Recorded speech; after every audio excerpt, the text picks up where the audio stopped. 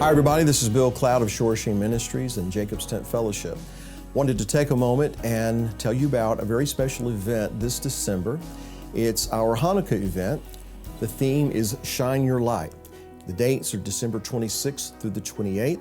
We'll start on Thursday night. We'll go all day Friday and all day on Shabbat. And we want to make sure that you have an opportunity to register for this event. We have a limited number of seats. In fact, 100 or so have already been spoken for. So if you're interested in coming, you need to go to Hanukkah2019.com. Again, Hanukkah2019.com. And there you'll find some information, and you'll also see a link where you can register.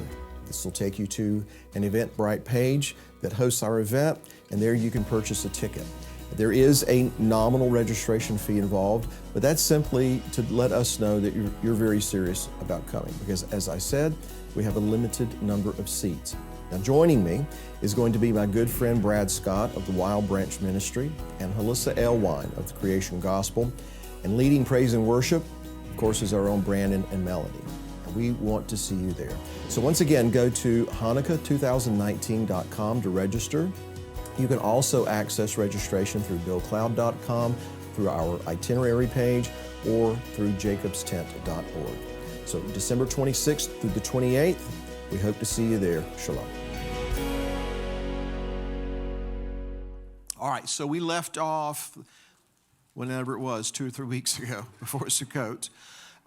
We had completed, or had gone through day 5 of creation. So we're going to go now to pick up in verse 24 at day 6. And just for those who might be joining us kind of in midstream, so to speak, what we've been doing is not so much going and trying to understand the how of creation. We've been looking at the why of creation, the purpose, the function of things.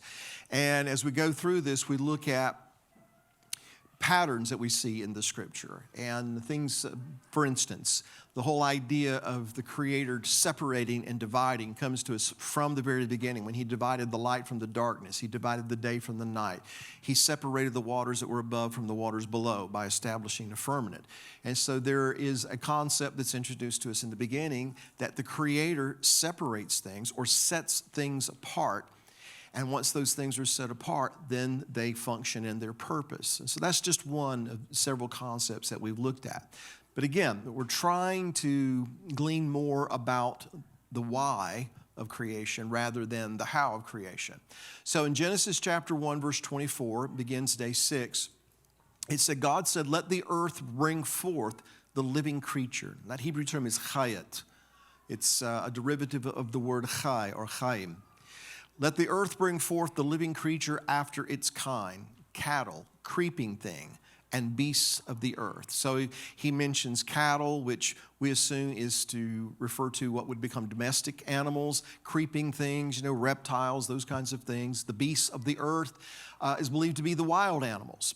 And so even in that, we see an allusion to the fact that they're going to be set apart, some for domestication, some are going to remain wild, etc. But the thing that really jumps out at me here is the fact that he says, let the earth bring forth these living creatures. And so if we think back to how it was on day 3 when he called the seas to be gathered together unto one place, dry land appeared, and then he called forth the vegetation. It doesn't say that he created the grass. He didn't create the herb-yielding seed, the trees that bear fruit whose seed is in itself after its own kind. He called those things forth, with implying that the seed for those things was already in the earth, already in the ground.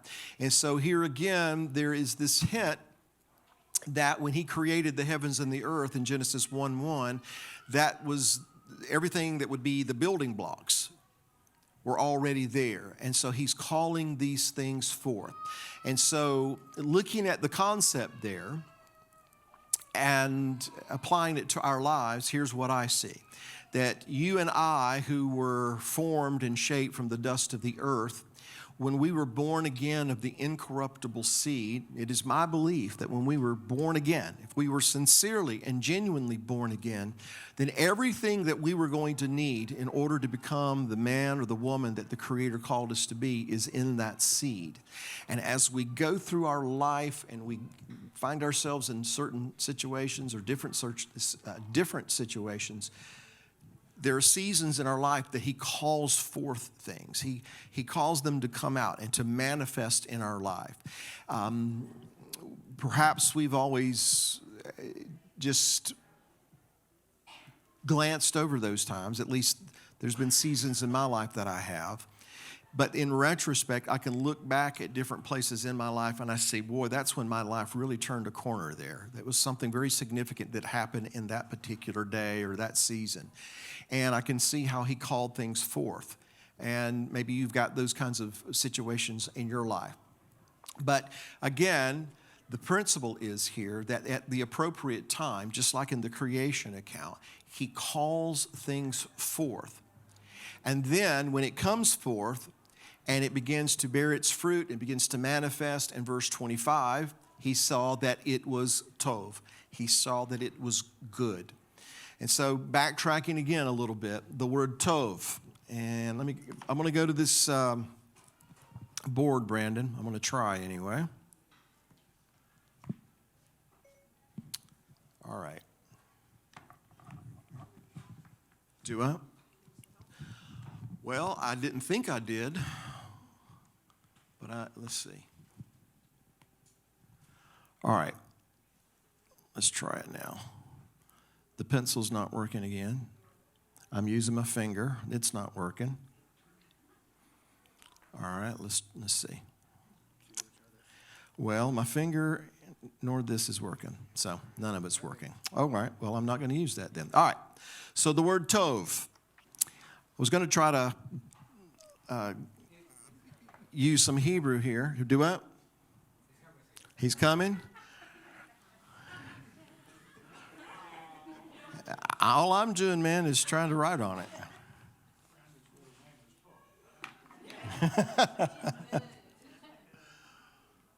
You touched something right when you went to it. I did? I noticed. I broke it? I tore it up? No. Yeah, you brought the opacity down to nothing.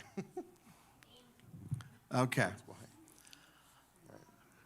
All right, well, thank you. Let me put it up there for everybody. All right. Sorry about that, folks. I'm technically challenged. What was I talking about even?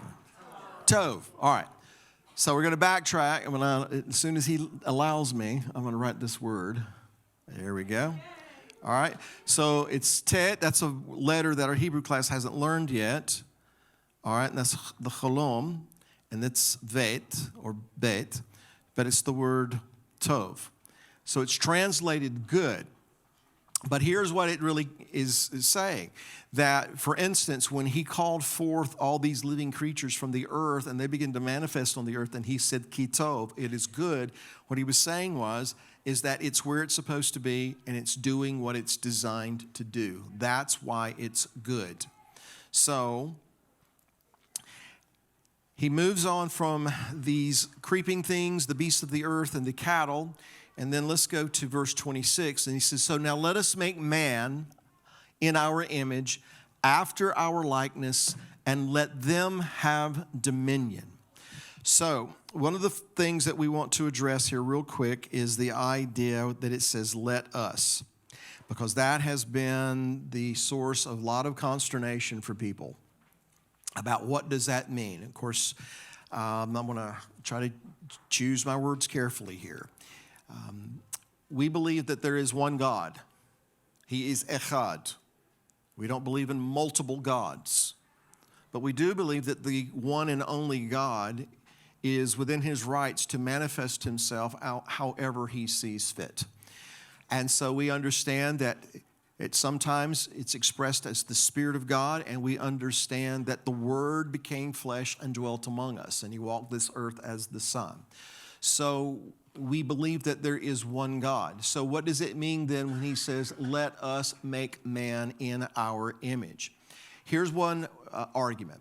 It's a Hebrew idiom, just to express oneself as if you're deliberating with yourself. And there's an example of this there's many examples of this in Scripture. One of them is in Daniel in chapter 2, and I put this down in my notes. He is faced with having to interpret Nebuchadnezzar's dream. And so when he goes and he appears before Nebuchadnezzar, this is what he says in verse 36, "This is the dream, and we will tell its interpretation to the king." So it's appropriate sometimes for a person to say of themselves, "Let us," or "We are going to do this." We do that all the time. Now, my personal opinion here is this, that this is one of those verses that defies any explanation that's going to satisfy everybody. That's just the way I see it. So that's why I preface it by saying that we believe in one God. We don't believe in multiple gods, but we believe that the one God can manifest himself as Father, as Son, as Spirit. And I can't box him into what I understand, what my brain can accept, and what my brain can wrap around. I use this example or story a lot to kind of present my position on the issue. When Yeshua was resurrected and he appeared to his disciples that first time, Thomas was not with them. And so when Thomas heard that Yeshua had appeared to them, Thomas said, "Unless I can take my hand and touch those wounds, stick my hand up into his side, I'm not going to believe it." So when he appeared later and Thomas was with them, he called Thomas to himself. And he says, "Come here, handle me, see that I'm really here. Take your hand and thrust it up into my side." And when Thomas did this, the Bible says that he fell down on his face and he said, "My Lord and my God." So not only did he acknowledge him as Lord, but he acknowledged him as God. And here's the thing that's really, I think, of interest to us, or should be, is that Yeshua does not refute that. He doesn't rebuke him for that. So that tells us that Yeshua was not just a man. He was the Word made flesh. Now, how does that compute in my brain? Frankly, it doesn't. How do I articulate that and define that with my mouth and my words? I don't know that I can, and I frankly don't know that anybody can, to the point that everyone's going to be satisfied. So when it says, "Let us make man in our image," it might be an idiomatic expression, or it could be that it's also taken into consideration what Proverbs in chapter 8 has to say when it speaks of chokhmah, or wisdom. Wisdom says, speaking of the Father, I was daily his delight. I was there with him in the beginning before anything was created. And the chokhmah, or wisdom, Hebraically is synonymous with the Word of God. And so it might be alluding to the fact that John says, "In the beginning was the Word, and the Word was with Elohim, and the Word was Elohim, and without him there was nothing made." So again, I realize that explanation may not satisfy everybody. It may not satisfy many at all. But this is one of those things that, in Bill's humble opinion, it's going to be something that defies an explanation that satisfies everyone. So make of that what you will. But let's go to do something else here. Here's the word for man. So, all right, Hebrew class, Adam. Now, here's what's interesting about that to me. I'm going to take the eraser. I'm going to erase that right there. And that is the word. All right, do you know what dam means?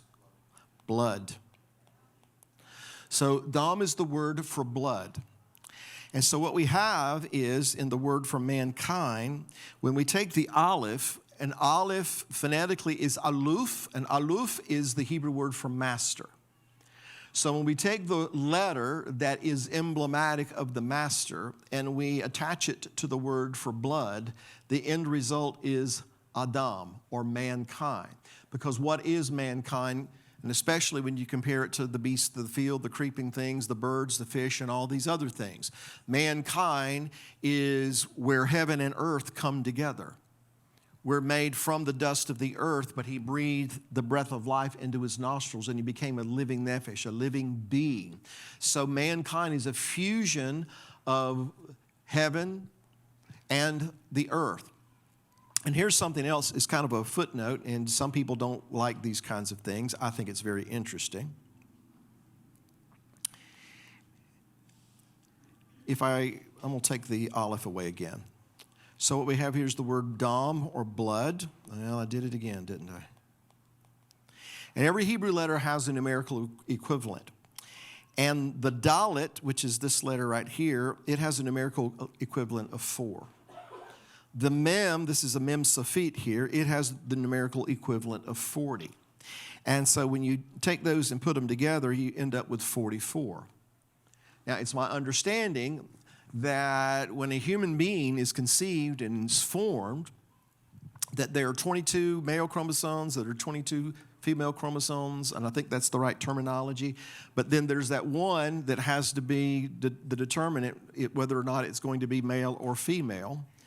And so aleph has a numerical value of 1. And so when you put that together, you end up with the 45. Here's something else that's kind of interesting, at least as far as I'm concerned. Oh, wrong word.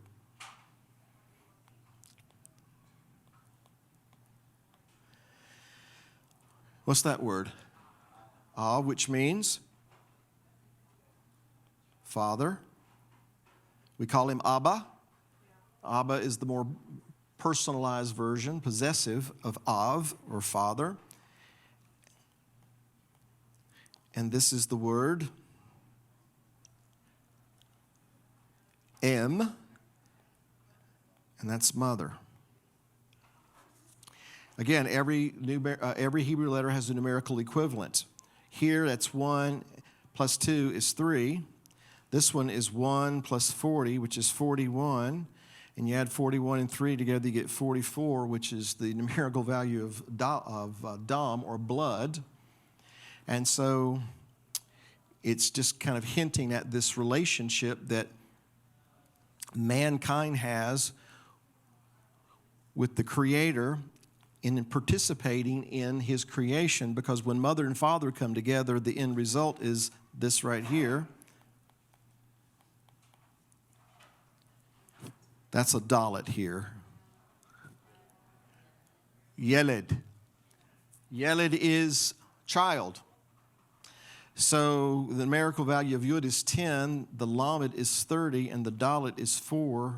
30, 10, and 4 is 44, which is synonymous with the father and the mother coming together. So I know that some people get a little wigged out about things like that, but I find it fascinating that in the Hebrew language, you've got these little connections here to blood, the Creator. He's what makes it all work. But all these things about mankind are signifying that he made us a little different than he did the rest of his creation. In fact, notice that in the creation of man, it does not say that he brought them forth. He says, let us make man in our image, after our likeness, and let them have dominion. So mankind, compared to the rest of his creation, is somewhat gifted, like the Creator, in the sense that he made us with free will. He made us with the ability to reason, to think things through, to come to some kind of conclusions.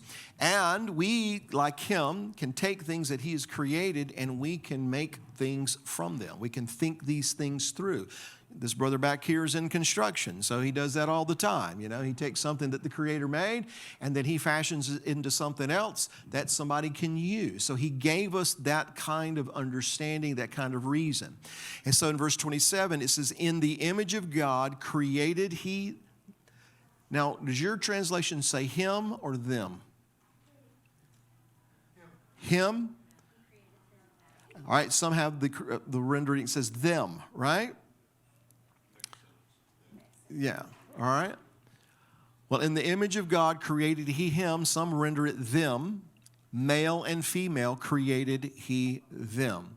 So it's interesting that most everything else was spoken into existence or it was called forth, but of mankind it says he created him, and in my mind's eye, with his own hands, because when he forms man from the dust of the earth, the word to form is that word that we've talked about before, yatsar, where he's taking clay and he's shaping it, he's molding it, he's squeezing it. And so it's like he created man with his own hands, if we can use that terminology. He molded and shaped him into being. So then mankind, it says, was created male and female, each obtaining attributes from the one Creator. We talked about this the other day in Midrash, but let's go back to this.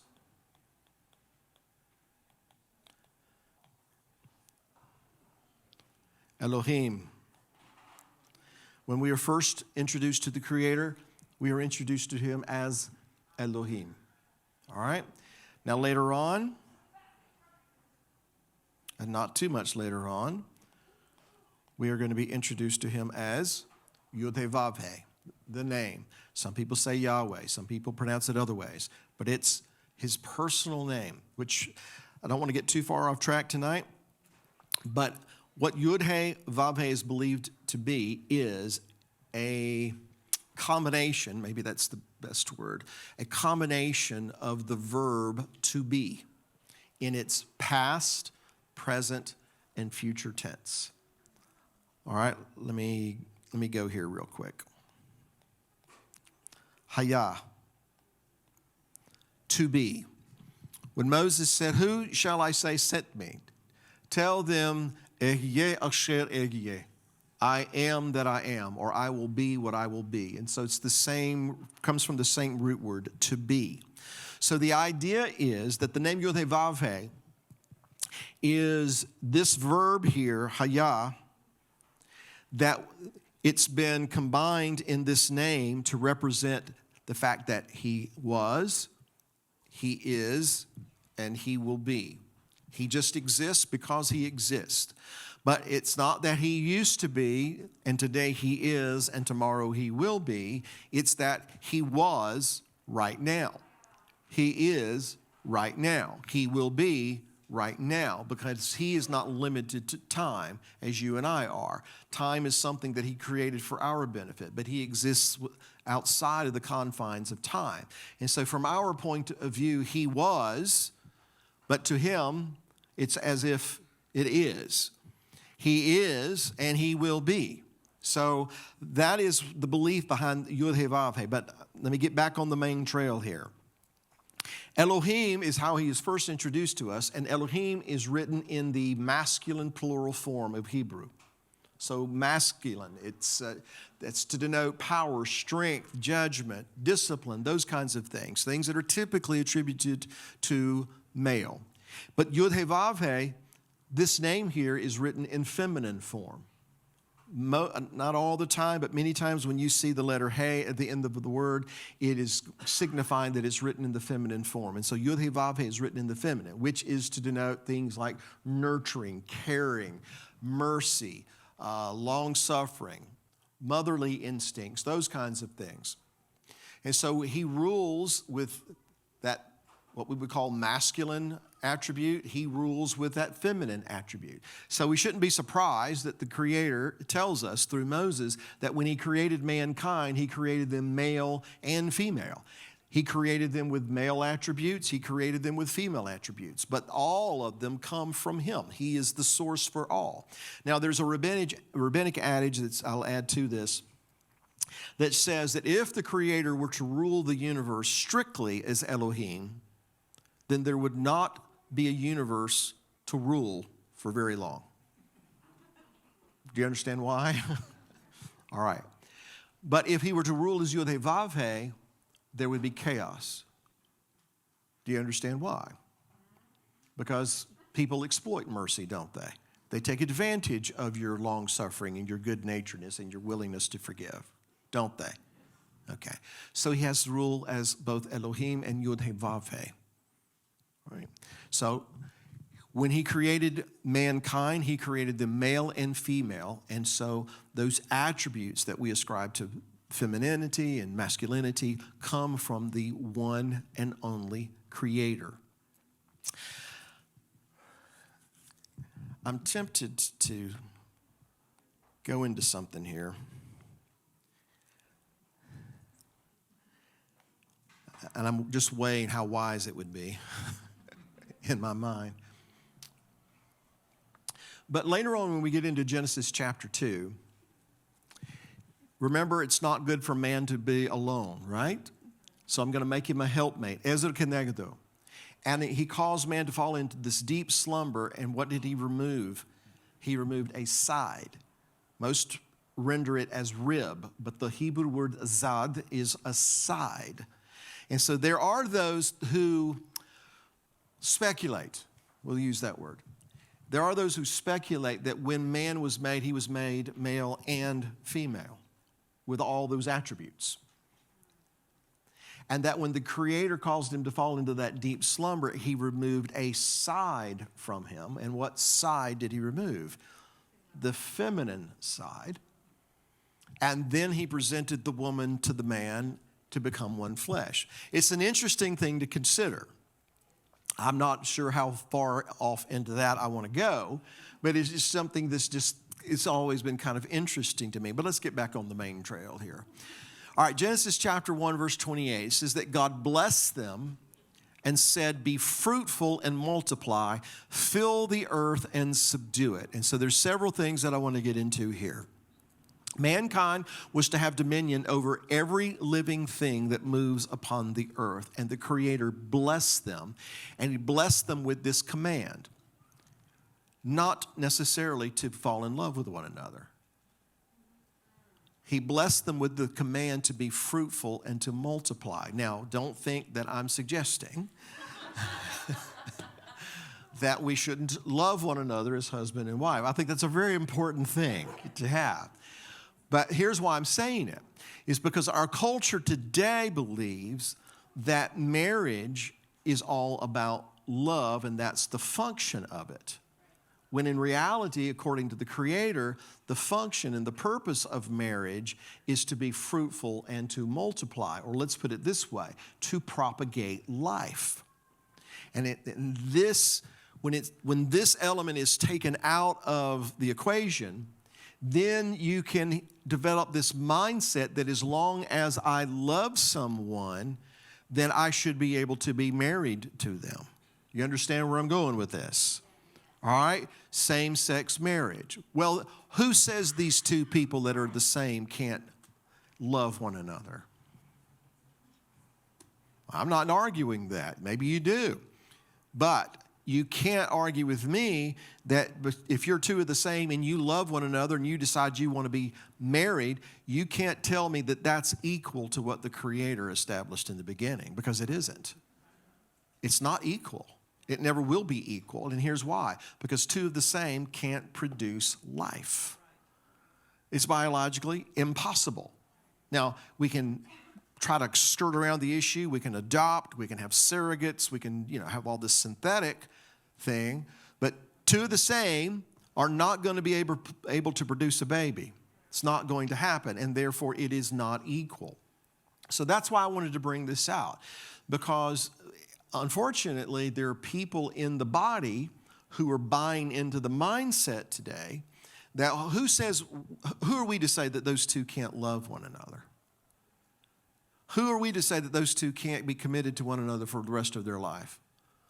Well, okay, it's kind of gross, but whatever. But I will argue this, they can't produce a baby. And that's why it's not equal. So then, this goes back to something that is established in the very beginning. When he calls forth the grass, the herb-yielding seed, the trees that bear fruit, whose seed is in itself after its own kind, that principle in the beginning is that everything has to reproduce after its own kind. All right? And in the very beginning, he established if that's going to happen, it has to be because there's male and there's female. It has to be because two opposites become one and they produce life. Two of the same can't do it. So anyhow, it's just to... The Creator knew this was going to happen. He knew that people were going to lose their minds. He knew that people were going to exploit his chesed, his loving kindness, his rachamim, his mercy, and his compassion. He knew that we're going to take advantage of that. He knew that we're going to exploit his long suffering. So in the very beginning, he embedded these concepts and principles that says, this is how life is produced. This is the purpose and function of marriage, to propagate life. Now, again, it really helps if you love one another. It really, really helps. And that's what marriage is all about, right? Loving someone so much that you're willing to put them before yourself. And we go through years and years and years and years and years and decades and decades and decades learning how to do that, don't we? But when we successfully do that, not only are we producing offspring in the natural, but those offspring that are in the natural are watching mom and dad love one another through thick and thin will propagate that in the earth as well. So we could use a good dose of that, I think. He says that you're to be fruitful and multiply and fill the earth and subdue it. And we had this word this past Shabbat. This is the root, malah. It's milah here. But the root means to fill up, and really it means to complete. So when the Messiah said, don't think I've come to negate the Torah or the prophets, but I've come to fulfill, I believe that he was speaking in Hebrew, and if he was speaking in Hebrew, then that word fulfill would have been some derivative of this term malah, to fill up to the point that it is functioning in its purpose. It's completed. It's doing what it's supposed to be doing. It's coming to fruition. In Matthew 5, what he would be saying then, as it relates to the law and the prophets, up until this point, the Torah hasn't really been functioning the way I intended for it to function. Because you've added your stuff to it, you've taken away stuff from it, you've made it this, that, and the other, but I've come to give you a demonstration of what it's supposed to look like when it bears fruit the way it's supposed to be doing. That's what he was really saying. So it makes something complete. The earth wasn't complete until mankind was created. Because in the beginning, it says it was without form and void. Void of what? Void of any living thing. And the whole reason he created it is so that living things could inhabit the earth. And really the objective was that mankind could populate the earth.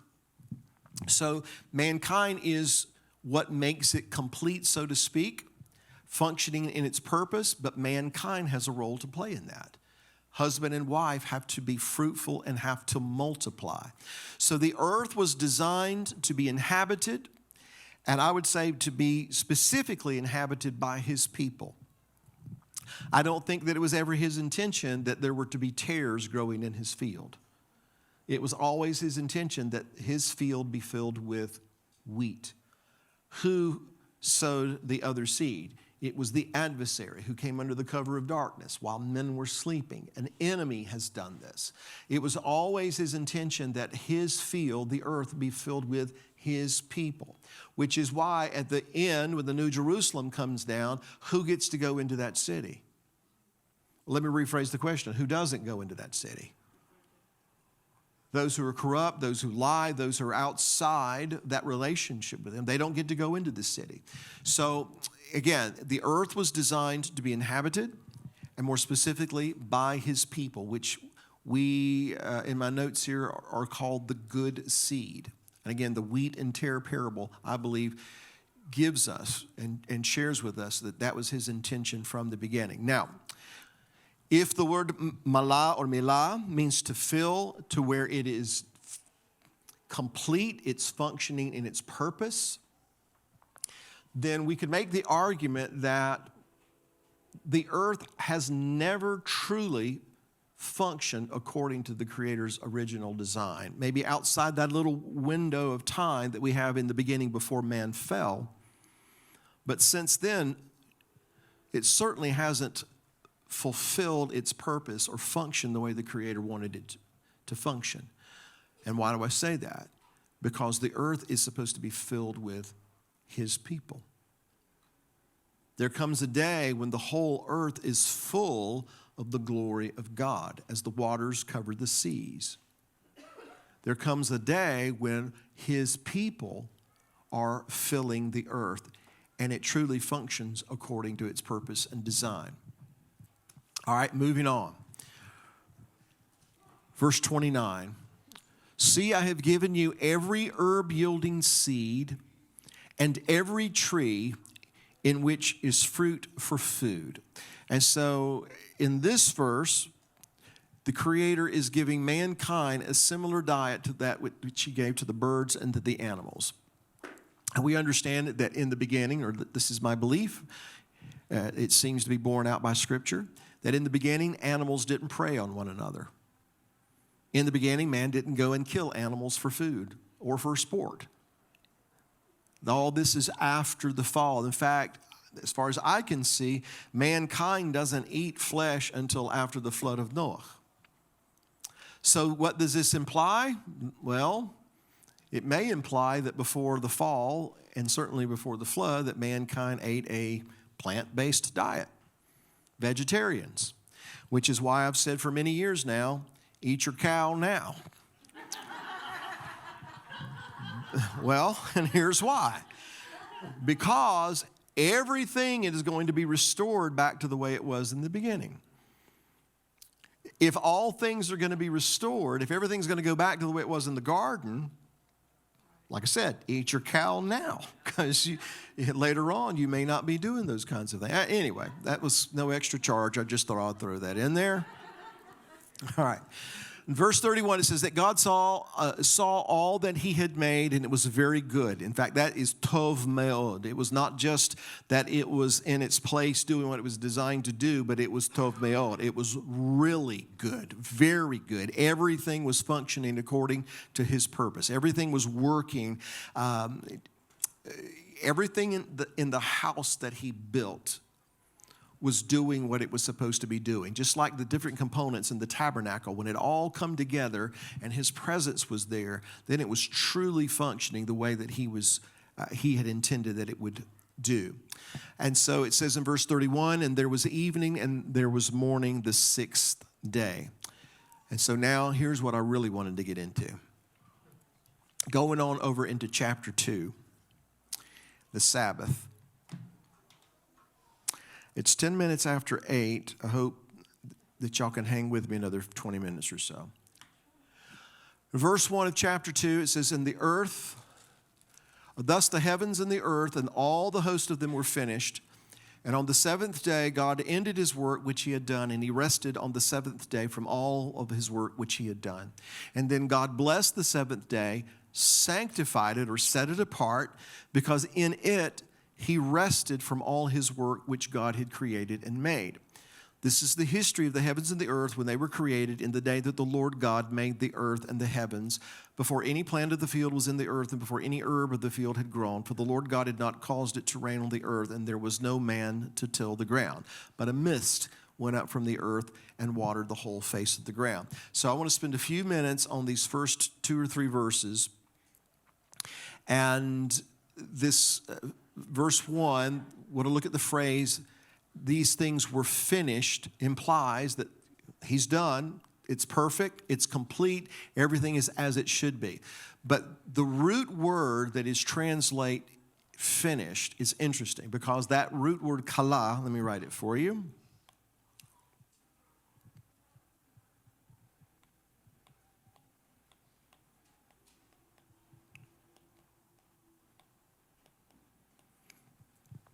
This root word actually has opposite meanings.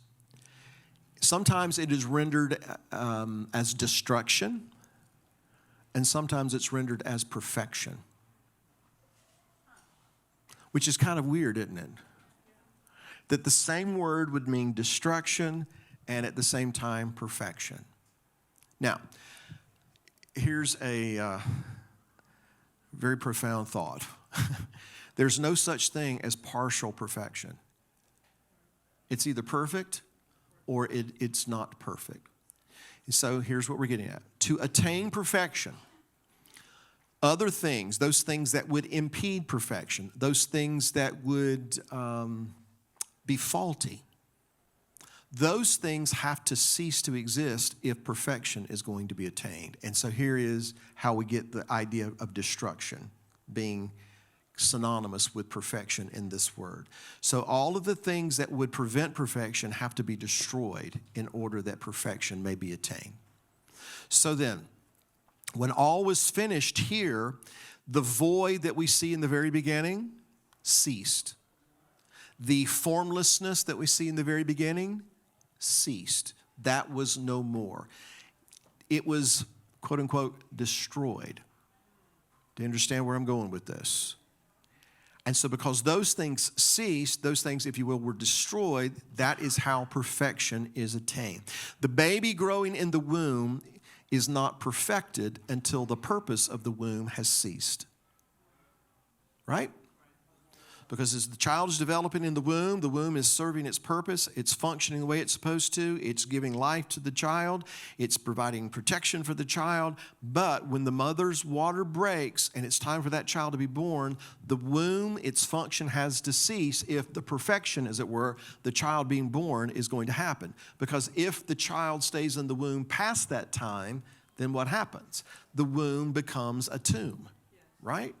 So that has to pass away, that has to cease, that destroyed, if you will, in order for the perfection of the child to become a reality. So then, you and I have been born again of an incorruptible seed. Have we been perfected? It has not yet been revealed what we shall be, but when we see him, we shall be like him, for we shall see him as he is. And so then, for us to be perfected, what's going to have to happen?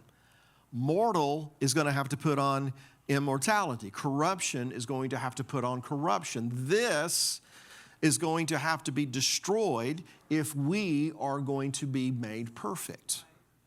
All right? In the process, what we're all going through is destroying our will so that his will reigns in our life. We're participating in destroying this, causing this to cease, and by that I mean our flesh, so that we can be perfected. By the way, how many perfect people has the Creator chosen throughout history? 0.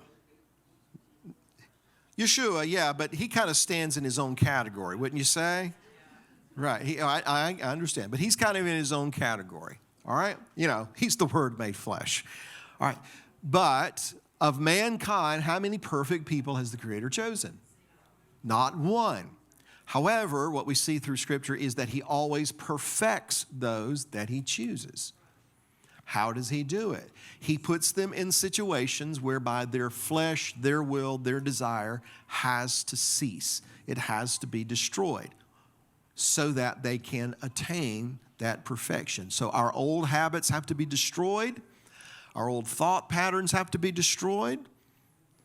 All those things have to cease if we're going to be conformed to the image of the Son of God. So, let me find where I was in my note here. Oh, here, I thought this was kind of an interesting thought. When mankind was created, I believe he was created to be an eternal being. He was created because God breathed the breath of life into his nostrils. He became a living nephesh, not just an existing person, but a living soul. It's only after he takes and eats of the fruit of that tree that is good and evil, and he ingests that fruit, emblematic of the fact that he's ingesting that seed, the tare, the other words, other philosophies, other ideologies. He ingests that. And then beginning at Seth, it says that Seth was made in the image and likeness of Adam. And so after that, mankind is referred to as Ben Adam, or son of man.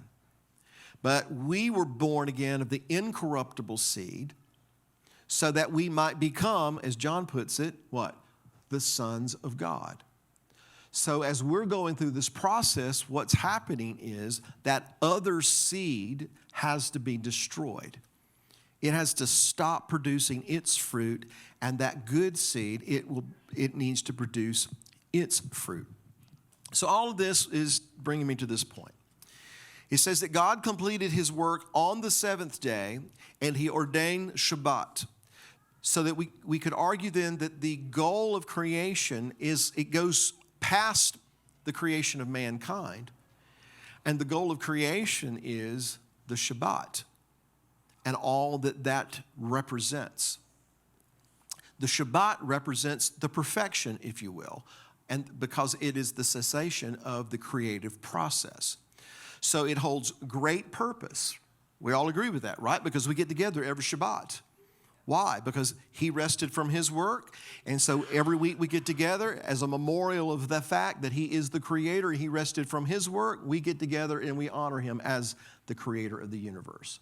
And so we understand that there is great purpose in the Shabbat, just like there is in all other aspects of creation. However, if we use terms like holy and profane, which is going to be holy, the 6 days or the Shabbat?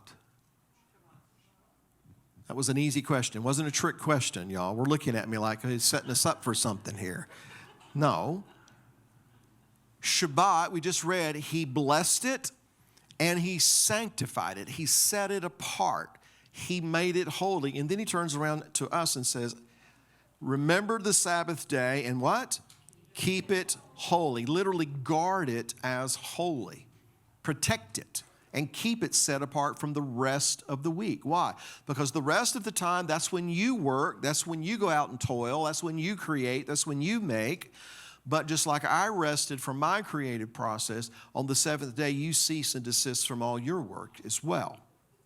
So in using terms profane and holy, the 6 days of work compared to the Shabbat are profane. They're common.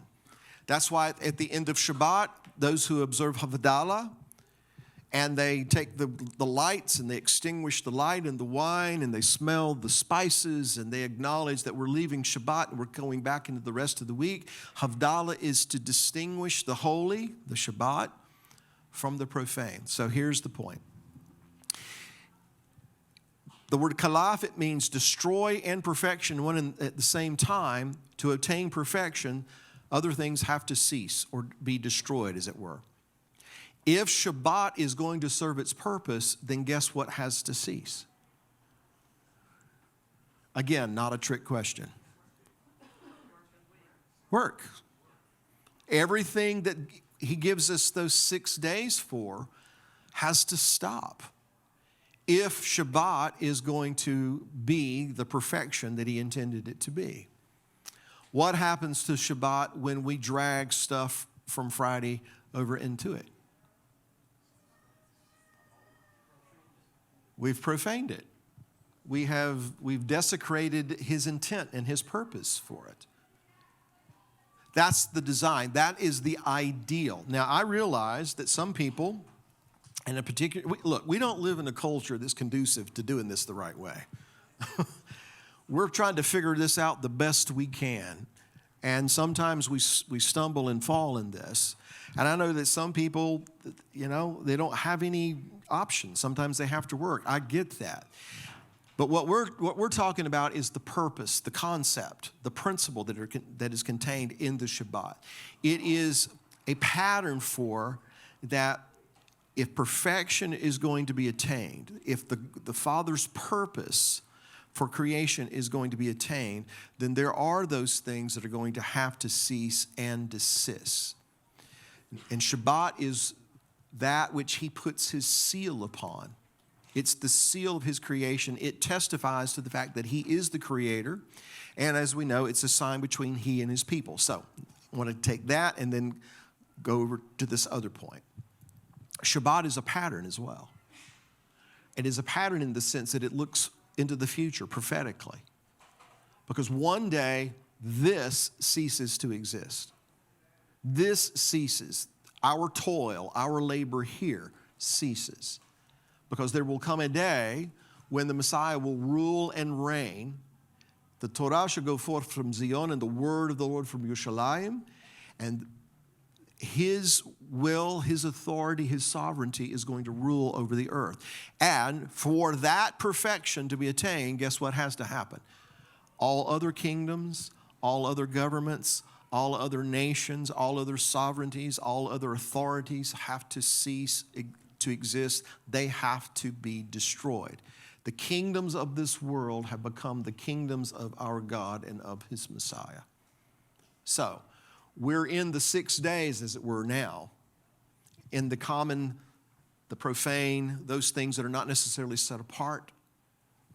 But we are looking forward to a time when all these things cease to exist, and we come into that time of rest when He is king over all. And so the Shabbat looks forward to the kingdom of the Messiah when all other kingdoms cease to exist. So I'm gonna close or pause, I guess I should say, with this, and then we'll open it up for comments or questions. But in verse 2 and 3, it says, "And on the seventh day, God finished His work which He had made, and He blessed the seventh day, and He sanctified it, because on it He abstained from all His work." And so there is an inherent blessing that has been embedded within Shabbat from the very beginning. And that blessing is really independent of human activity. It's blessed because He blessed it. It's set apart because He set it apart. And at the same time, He calls upon us to do our part to make sure we guard it and keep it set apart so that we can experience the blessing that is inherent in the Shabbat. I think today, or in this life, I guess maybe that's the best way to put it, we get a taste of that. I hope you do when we get together on Shabbat. We get a taste of it. Coming together with people of like minds, even though we don't agree on everything, and we come together, we break bread with one another, and we strive to be in one accord and one heart and one soul. We try to put aside those things that have happened during the week so that we could come together and be one people under His kingship. You know, Sukkot for me, and I'm just going to speak for me. In the last 28 years, 29 years of doing Sukkot in some form or fashion, I can say that this past year for me was by far the most joyous, blessed time that I've spent in a Sukkot that I can remember. And I believe it was because how He put it together, it amazes me, but I believe it's because people determined, they made up their mind to put aside all of this other stuff and come together and rejoice and worship and not get entangled in all the stuff, you know, that we like to drag with us when we go into Sukkot. All right? So it was kind of Shabbat elongated, you know, it was just stretched out. And that to me is a taste of the kingdom. It's just a little taste, but it is a taste of the kingdom. So that gives me the inspiration to want to do that every week when we get together. No, we're not going to talk about that right now. We'll talk about that after Shabbat. You know, we're not going to get involved with this kind of stuff right now. We're going to talk about that. We'll deal with that after Shabbat. But right now, this is a time to cease and desist from all that, to really guard this so we enjoy and we embrace and we can experience the blessing that He pronounced upon and embedded within the Shabbat each and every time we get together. And if we just discipline ourselves, and I'm talking to me too, if we just discipline ourselves to do that, train ourselves to do that on Shabbat, maybe it'll start working out this way. Instead of us dragging the week over into Shabbat, we'll start dragging Shabbat over into the week. Wouldn't that be good? All right. So I said I would pause with that, and so I will. So if anyone's got a question or an observation, yeah, Jenna, hold on. Thank you, Robert. If I don't give the mic, Brandon's going to fuss at me.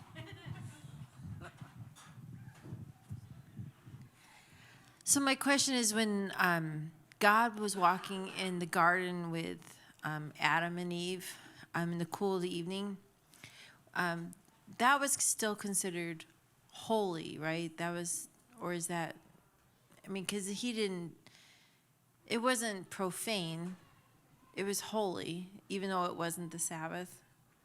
Okay, I'm not following. Say it. So like when they're in the Garden of Eden, even though there was still 7 days, before they sinned, it was still that whole time it was holy. There was nothing profane until after they. In the sense that before man fell, in other words, is that what you're saying? Yeah. Okay. Well. So the whole time was holy, and that's what we're going to be getting back to. That, like when they say that we're going to get back into the garden, we're going back to that time where it's just all kadosh. It's all holy. There's not going to be like the 6 days and. Well, I don't know that I would say that, because in Isaiah it talks about, from one new moon to another and from one Shabbat to another, all flesh is going to come worship. So I don't think that he necessarily stops, the idea that there's 6 days and then there's the Shabbat. I can't find that stops necessarily, okay?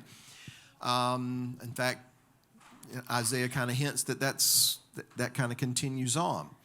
What changes, though, is the fact that we're not outside the garden anymore. We have access to the garden. In that time when everything's restored back to the way it was, in the New Jerusalem, there's not 2 trees in the midst of the city. There's only one. It's the tree of life. The tree of the knowledge of good and evil is gone. It's not mentioned. All of those things that profane and that pollute, they're not going to be allowed to come into the city. So that's the difference there. That, by one man's sin entered into the world, but through the last Adam, the Messiah, he's given us the power to come back into, and the ability to come back into the relationship with the Creator, to the point that one day this corruptible flesh is going to put on incorruption, and this mortality is going to put on immortality. So that's going to be the difference. I think that we'll still, observe the Shabbat from week to week. We'll still observe the new moons. I think we'll still observe the Moedim, the feasts and those things, but we're going to do it with a lot better understanding and a lot less struggle with all this other stuff that wants to interfere. In fact, you didn't ask this, but this is no extra charge. I'm convinced that the marriage supper of the Lamb is that seder. When the Messiah sits down, because remember before he was crucified, he said, I've longed to eat this Passover with you, but I'm not going to partake of this until we do it new in the kingdom. Yeah. Personally, I believe that that's what the marriage supper of the Lamb is when he sits down with us and he does it. He leads it, and it's afresh in the kingdom. So we're going to still be doing these things, but with a lot better understanding and a lot less interference. So that's my view anyway. You were talking about the Sukkot being elongated, and that. So an elongated Shabbat is what I meant by that. So when we return to that, it would be like God is tabernacling with us. Absolutely. Again. And that's what God did in the garden with Adam and Eve. I believe that the garden, the midst of the garden, Eden, I believe all that was the first earthly sanctuary. I believe that Adam's role was to function as a priest.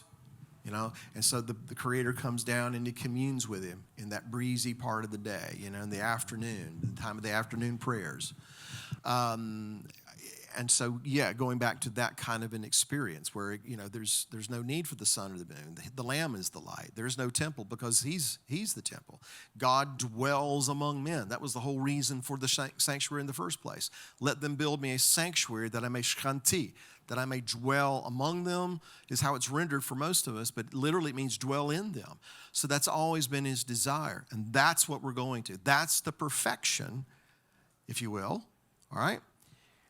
But to attain that, then all this other stuff has to come to an end. Yeah. Okay. Go ahead, Bob.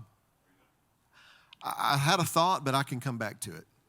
All right, well, let me go back to the board here. This word kala, which means destroy imperfection. I'm going to do one thing here. I'm going to change one letter. And now it means to imprison. Just changing that letter, it means to imprison. Now let me do this.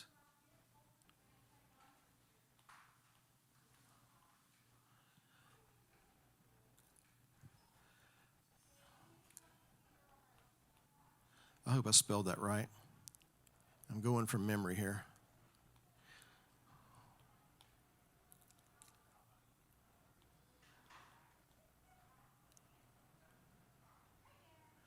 Actually, I think it's supposed to be this here.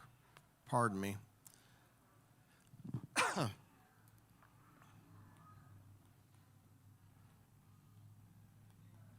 Kilayim. It's derived from the root kala, that means to imprison. Does anybody know what kilayim means?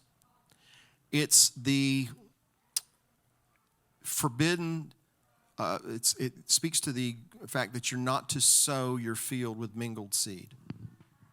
It's diverse mixtures of seed. You're not to sow your vineyard with mixed or mingled seed. And the Hebrew term is kilayim. And why? Because when you do that, it corrupts the field or the vineyard, and the fruit is considered to be corrupt. So the point here is this. That's what the wheat and the tares was. It was an example of kilayim. It was an example of mixed seed or diverse seed that had been mingled together to the point that everything's corrupted now. That's why the tree of the knowledge of good and evil was something that rendered death. So my point is that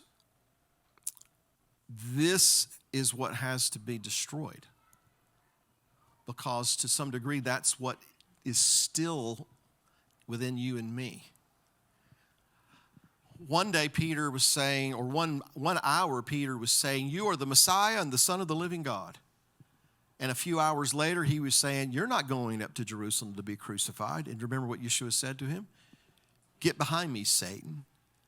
So on one hand, just a few hours before, blessed are you, Shimon Bar Yona. Flesh and blood didn't reveal this to you, but my Father who's in heaven, he's revealed this to you. And then a few hours later, get behind me, Satan. You're not thinking the way God thinks. All right? So I said that because it's an example of how we're still, battling and struggling with this mixed and mingled way of life that we have. That's what has to come to an end. That's what has to be destroyed. The tares have to be uprooted, not just out of the world, but out of our lives, out of our hearts, out of our minds. Those things have to cease and exist so that we can be perfected. All right, Bob, go ahead. Okay. You touched on, you kind of briefly touched on the woman being brought out of Adam, the bone being brought out of Adam, which happened in 2:7, I believe. Three scriptures that lead into that. Genesis 1:26, where God then said, let us make man in our own image according to our likeness. There he says make. Then in 27 it says, so God created man in his own image. In the image of God he created him. This was prior to the woman's seed being brought out. But going to 2:7 is where it said God formed man from the dust, breathed life into his nostrils, and he became a living being. Kind of the question is, creation had been finished as far as man goes in day 6, but at that point, my opinion, that was the spirit of man being created in the image of God and Yeshua. There was not a living being that could reproduce or could have a bone taken from a body, because there wasn't one until chapter 2, verse 7. Is there anything to that? And there's three different words that maybe the Hebrew would bring light to. 126, where it says make in our image, then create, and then form. Well, we talked about this a little bit before, if I'm not mistaken, a few weeks ago. But generally speaking, what I believe in chapter 1 we see is this overview of what happened, working toward the creation of man. And then in chapter 2, we see a lot more detail given to the creation of man. But as it relates to what you're alluding to as far as the physical part, the spiritual part, okay, this is the word, and we talked about this before too. This is the root word, zelem, all right? And I wrote better in Hebrew than I did in English. Let me try it again. Zelem, all right? And zelem is image, in the Bible, most translations anyway. But the idea of zelem is a reflection. It's, in fact, zelem is the word for photograph in Hebrew. So the idea there is he needs to reflect us. We're being conformed to the image of the Son of God. That doesn't mean I'm going to look exactly like him facially and all, digits and legs and all those kinds of things. And I'm supposed to reflect his image. When people meet me, they should see him living in me. So I believe that it speaks to that part of the creation too. That's what man was. He was to be a reflection of the Creator. And likeness is from the word damut. And damut is basically the plural form of dam. And dam is blood. And so it speaks to the internal part, the inner workings, if you will, the spirit man. That what distinguishes mankind from the rest of his creation. And that we have the ability, the inner man can conceive of thoughts, can reason, can work things out in his mind. We have the ability, the God-given ability to reason things out and to deliberate and to come to a conclusion. Unfortunately, sometimes it's the wrong one, but you understand what I'm trying to say? It speaks to the idea that there's that part of the quote-unquote God-like attribute that he puts in man, the ability to think, to conceive, to plan, etc. So I think it's kind of talking about more those kinds of things than it is a similitude. In other words, I'm going to make him with 10 fingers and 10 toes and a nose here and all that kind of stuff. I think it's the function, not the form, is what I'm trying to say, which I think kind of runs parallel with what you're trying to say.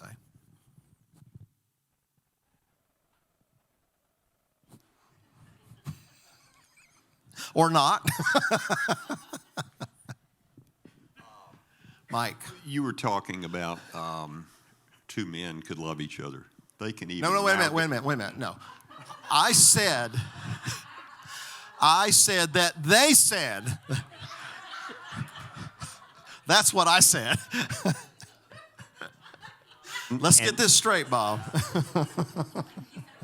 I said it was gross. That's right. Yeah, and it is I gross. did say it's gross. I agree. It is gross. And one of our previous presidents said they can even get married, but they can't have children.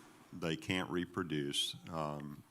And that all I was saying is that what I'm reading in day 6 verses chapter 2, verse 7 is that God inhabited.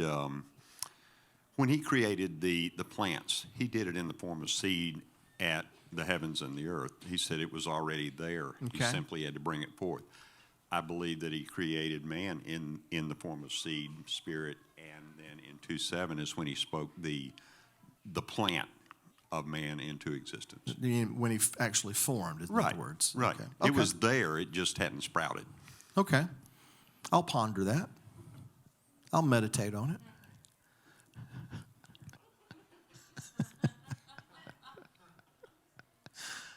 I will, I promise. Back over in the corner, Nate's got something.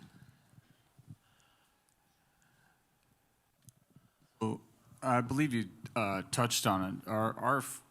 Our studies in our home, we kind of came to the conclusion that when Yahweh made mankind in His image, that and when you brought out the Zelim, kind of actually brought to fruition for us like a computer can do a basic download or make a copy of something. That Yahweh gives all of us a basic download, of you will, of His Spirit, of having somewhat of a conscience, that we are able to make choices between right and wrong, just like when He said to, I believe it was Esau, you know the difference between right and wrong. All you have to do is make a decision to make that choice. Or was it Cain? Abel? Cain. That's so. What do you think about that? That we're all innately given this conscience, and then over time we build on that, either to the good or to the bad. Either we continue to pursue the image that He's put within us and grow more like Him, or we conform to the other image that is downloaded from the tree of knowledge of good and evil. Yeah, I mean, but that's why we had to be born again, so that we could do that. You know, because that's why Messiah is called the incorruptible seed. You know, so yeah, and that's why we're described as being conformed to the image of His Son, because that's, you know, when we make the decision, the conscious decision to follow His instructions, to do what He says to do, not do what He says don't do, then I am working on conforming to His image, so to speak. I'm trying to be like Him, to walk in His footsteps. And the more I do that, the less of that other tree I'm partaking of. You know, the less I'm turning to that tree and to that fruit and eating that, and the more I'm looking to the tree of life to sustain me. And I believe that as we continue down that road and we become less of what this world is and more of what He is, that obviously in His time, you know, we see Him as He is, and then the perfection is attained.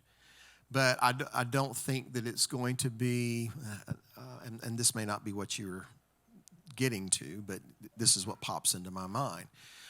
I don't believe that it's just going to be that I just lollygag through life, you know, and just everything is just kind of random, and then all of a sudden I'm changed and mortal becomes immortality. You know, I don't believe that, you know, Shadrach, Meshach, and Abednego woke up one day and decided, yeah, if I'm faced with death today, I'm going to just choose to be a martyr. I don't think it works that way.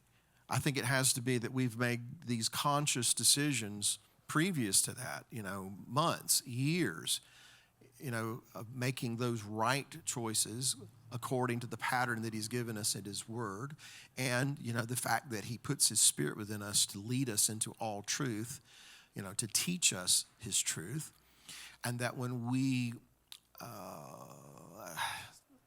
don't want to use the wrong word here, but as we mature, maybe that's the better word, as we mature, we produce more and more fruit.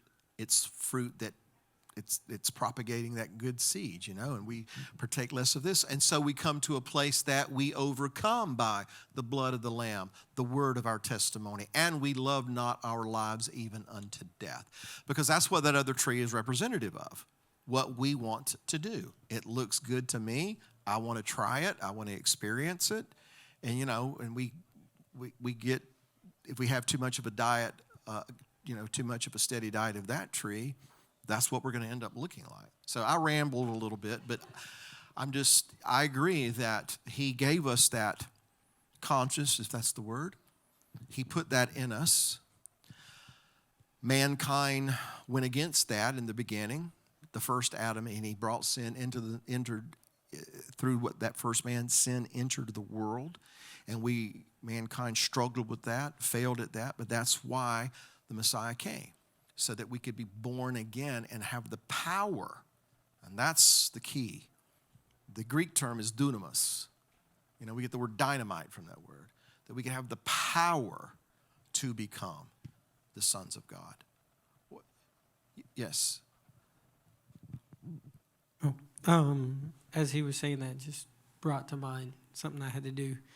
In the military, a lot of our missions that I do, we do on the computer, and we have a file we have to download on there. And occasionally, after so many computers get that same file that started out right, it gets corrupted from something that the computers changed due to the logic inside the computer. Or somebody introduced something Or into somebody it. introduced something to it, and what we have to do is called a hard reset, which is kind of where my mind goes with the, in the end, what he's going to have to do is, what we have to do is we have to wipe out everything and go back to that base program that we started out with and go, okay, hold on, computer, this is what you need to do.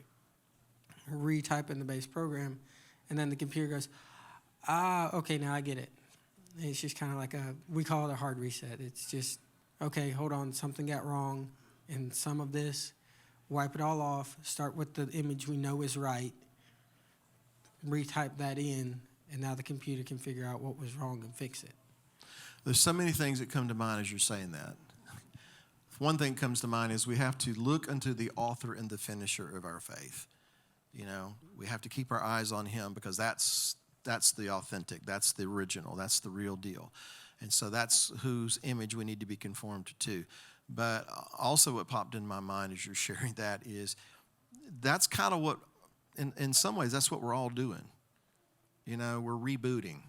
You know, would it be fair to say that a lot of our maturing process over the last several years has been unlearning? You know, or relearning, if you want to put it that way. But I've been trying to unlearn some things, you know, and most of those things that I've been unlearning, I realized weren't really scriptural. There was things that people told me, you know. But that became part of that corrupt file, so to speak. And so, yeah, we have to reboot. And for me, it was a pretty dramatic experience in Jerusalem, you know, where he rebooted me, you know. And anyway, yeah, great analogy. Thank you. All right, well, let's go to Dennis, and then I'll come to you, and then I'll come to you, since you've already had a turn, okay? So Dennis and Elizabeth, then they'll come to you.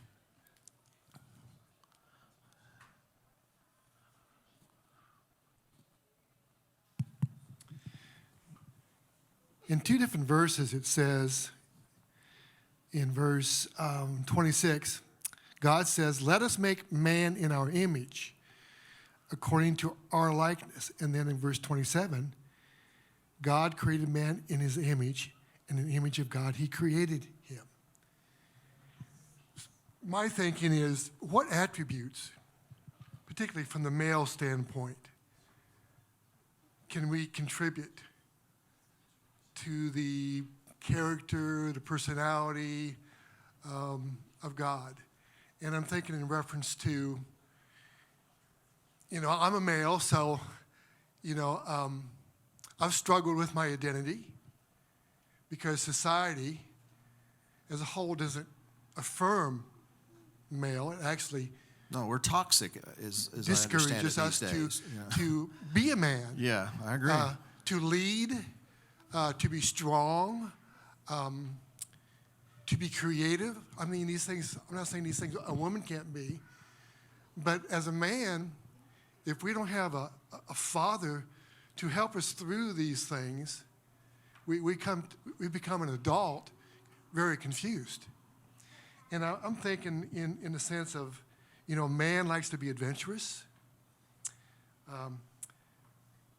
Predominantly, male is the one that fights the wars. You know, so there's a fighting, there's a battle. I think as a man, we like to protect. We like to provide. There's a certain amount of loving and cherishing, creating. There's a great satisfaction in creating things. I mean, as a male, how do we identify and make these things strong in our lives? Because aren't these things from God? Of course they are, and I think to some degree you've already answered your question. Really, I hear a reaffirmation of some things rather than a question and all that. But I agree, the culture is, don't want to use the wrong words here. And I'm not, sometimes some words I change into other words, so I want to speak plainly.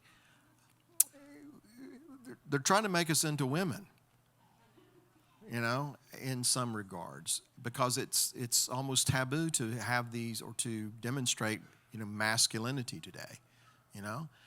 And boy, I'm probably going to get in trouble for this. There are situations where there is no father, and mothers, you know, are forced to do the best they can, you know, and I get that.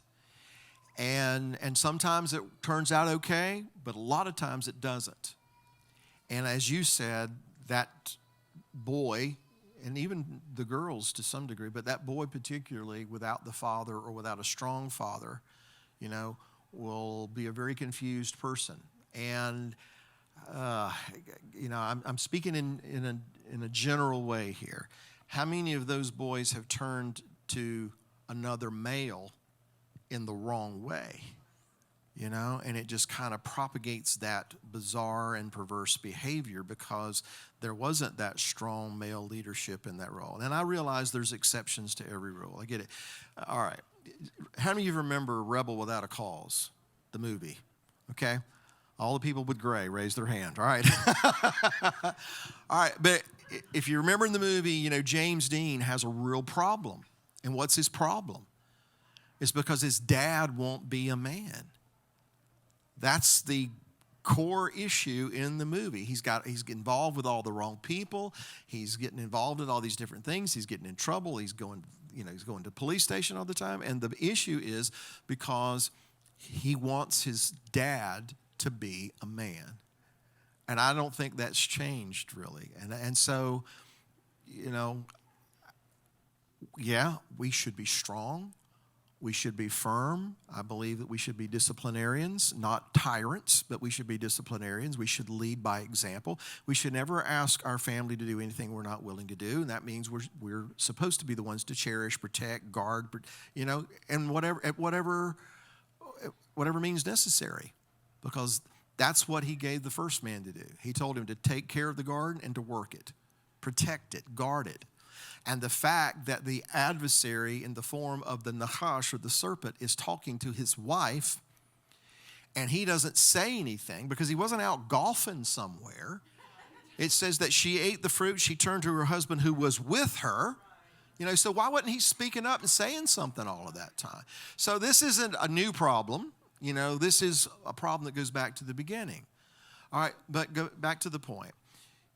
You know, I defy all this that's going on out there in the culture that tries to shame me and says I should not act like a man, you know? Every time they start talking like that, I tell Alan, let's go blow something up, you know? Let's go set something on fire. Let's go shoot something, you know? Just to show them. Out in the woods, yes, you know, nobody's house. But anyway, I hear what you're saying really is just reaffirming the need for men to be men, you know? And that doesn't mean to be tyrants and to be women chasers and that form, but to be the strong man in their home that loves their wife, that loves their children, will protect them, is going to do everything they can to provide for them, to be the disciplinarian, to be the one who establishes the borders and reinforces the borders, because I believe that whether they like it when they're 14 or not, they respect it. And those are the kinds of things that need to be propagated in the earth just as surely as these other things that we're talking about. So anyway, I don't know that I answered anything, but I'm just agreeing with you. Amen. All right. So Elizabeth and then Jenna and then home. Just would like to ride on the coattails of what Nate had said about man being born with a conscience. The American Indian, has the belief that every man is born with a triangle-shaped a concept within them. And of course, on a triangle, there are sharp edges. And so every time you violate something in your conscience, that triangle turns. And as it turns, it loses some of the sharpness on each of those three edges. And when you violate your conscience enough, which you were talking about building on sin, okay? When you violate that enough, eventually you have no sharp edge to prick a conscience, to prick your mind that you've done something wrong. So sin becomes a natural just occurrence. You just do it with no pang of conscience. Just wanted to ride on that concept. Well, I want to read a passage here. Let me see if I can pull it up on my phone real quick.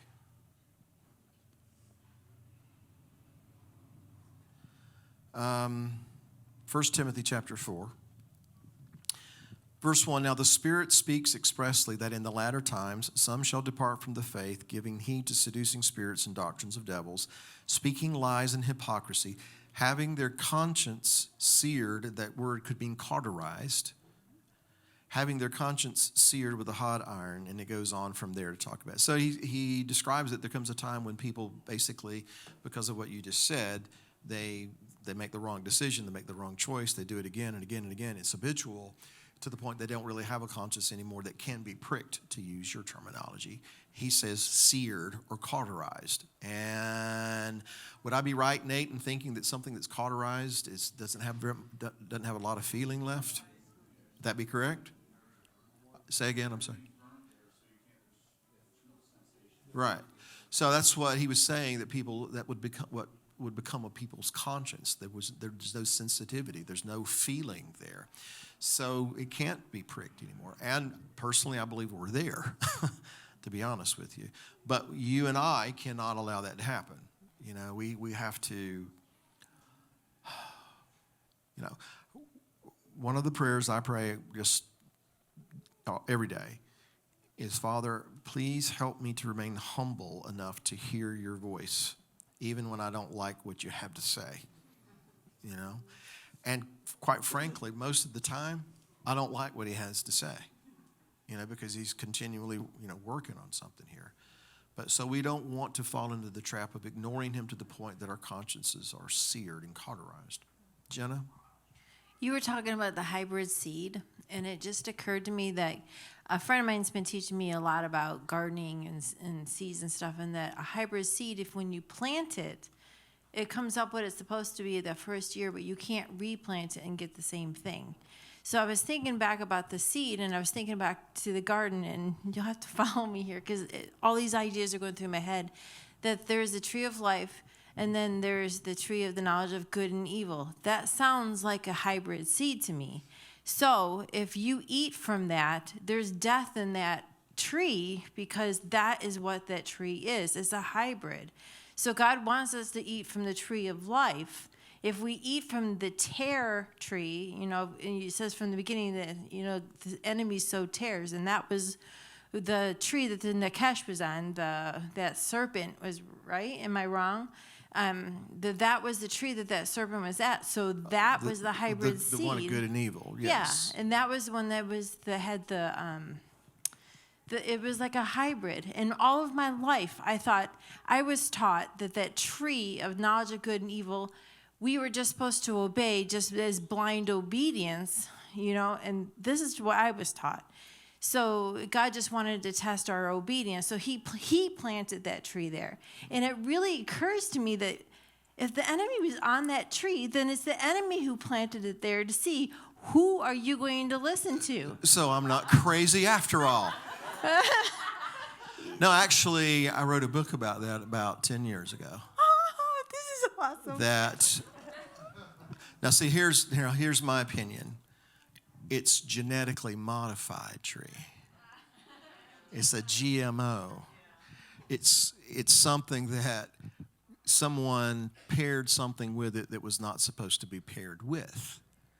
You know, and I do believe that's what the adversary did. I do believe the adversary planted that tree because it was an enemy that planted the tares. The enemy sowed the tares in the midst of the wheat, and it was while men were sleeping under the cover of darkness, and that produced this other plant. I believe that with my whole heart. There's other passages of Scripture that, well, in Matthew chapter 7, the Messiah says, and I'll paraphrase, every plant my Father has not planted will be uprooted. All right? So he just tells us right there that there's some plants that the Father did not plant. Okay? But, your main point there, I'll put it this way. What we were told is, you said blind obedience. What we were told was that the Father set a table. And he set a place for Adam to come and sit down and eat. And on one plate, he put steamed broccoli. And on the other plate, he put ice cream that was laced with poison. And then he said, okay, you can eat your broccoli, but don't you dare touch that ice cream. If you eat that ice cream, you're going to die. And then he walked away. You would do that to your children, wouldn't you? Right? You'd put a bowl of ice cream laced with poison right there before your children and then walk away, right? Next to a plate of just juicy, steaming broccoli, right? You wouldn't do that? And yet we think he would. Now, I'm telling you what I believe, okay? I believe the reason he said don't eat that is because he knew who planted it. And he knew what it would render, While men slept, that's when the enemy came in and sowed that other seed. And it was a poisonous seed, and it'll kill you if you eat it. So, and I know that there are people who vehemently disagree with me on this. That's fine. It's okay. But I'm pretty convinced that that's what happened, And then kind of coming to that conclusion just opened up so much to me in the Scripture that, wow, now I understand this, and that makes sense for that. Right. That's why we have to be born again of that incorruptible seed. All right. That's why we have to listen to that conscience that he gave us when he whispers to our conscience, don't do this, don't eat from that tree anymore, it'll kill you. We have to listen to that, and we have to pattern our lives after he said, do this, keep my Sabbaths, keep my feasts, don't do that, don't eat that, all these kinds of things. I mean, when it comes to food, people get really upset when you start messing with their food. I don't know if you've noticed that. What have you discovered on this walk? There are people who don't want you to mess with their holidays, right? They don't want you to mess with their eschatology, right? And don't mess with their food. Because when you start messing with their food, it's like, all right? But think about it this way. What is the thing that man turned to that caused his downfall from the very beginning? He ate something God said don't eat. And why did he say don't eat it? Maybe it's because he didn't provide it. Later on, he's providing manna. What do they want? We want what Pharaoh has to offer. Okay? So I'll let you have what Pharaoh has to offer. You're not going to like it, but I'll let you have it, right? So this story keeps getting retold again and again and again and again and again. And you know why he tells us again and again and again and again and again? Because we go to our children and say, how many times am I going to have to tell you this, right? Anyway. I didn't hear you, Mel.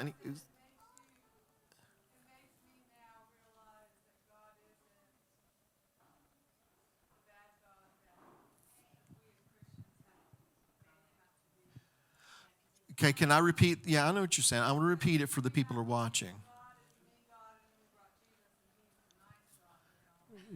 Yeah. All right, take the mic so she can say that again, because everybody's got to hear her say it. I won't do it any justice. All right. Say it again. It will, just even in this moment, trying to understand God's love, this was like a moment for me to say, wow, that's amazing that he actually did love us. And there was an enemy from the beginning planning something that wasn't, that God planted. So that makes me say, because for a long time I thought, well, why would he want us to choose, make us choose that when we didn't understand maybe? But anyways, it makes me realize now that God of what people would call the Old Testament is not the mean, bad God, and Jesus is our new loving God. That Jesus literally is walking, this our Messiah, Yeshua, is the God literally in flesh, loving, kind, merciful. Mm-hmm. And that is so amazing. I'm so thankful that y'all talked about that being the tare, because I've heard about the wheat, but that shows me that our Father truly is a loving God. He's the same yesterday, today, and forever. He's the Lord. I don't change, he says. Yeshua said, if you've seen me, you've seen the Father. And so the Father's heart is reflected in the fact that Yeshua is hanging on that tree, taking the penalty for our transgressions. That's the Father of the so-called Old Testament. That's the God of the so-called Old Testament. He's the same today, yesterday, and forever. So if for no other reason for you to come to that realization tonight, it was worth us talking about all of this kind of stuff, all these things tonight. Amen. And that seems like a good place to thank him and to call it an evening.